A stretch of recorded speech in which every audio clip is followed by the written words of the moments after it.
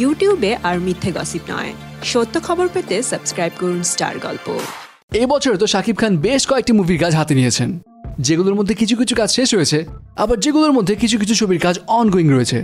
এছাড়া এরই মধ্যে নতুন কিছু ছবিতেও চুক্তিবদ্ধ হয়েছেন তিনি।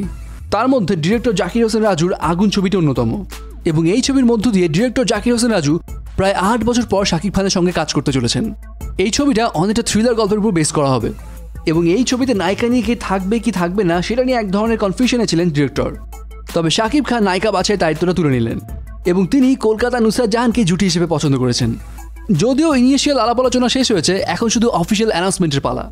আর তাছাড়া নুসরাত জাহান এখন লোকসভা নির্বাচন নিয়ে ব্যস্ত, এবং নির্বাচন শেষ হলেই তিনি শুটিং শুরু করবেন। এখন আগুন মুভির জন্য নুসরাত জাহানকে কেন পছন্দ করলেন শাকিব খান, এই বিষয়ে শাকিব খান বলেন তিনি নুসরাত জাহানের সঙ্গে এর আগেও কাজ করেছেন, তখন তিনি দেখেছেন নুসরাত জাহান কাজের ব্যাপারে কতখানি দায়িত্বশীল। তিনি আরও বলেন নুসরাত জাহান সময় মতো স্পটে আসে, কো আর্টিস্টদেরকে অনেক হেল্প করে, শিডিউল মেনে চলে, এবং সব গুণই আছে তার।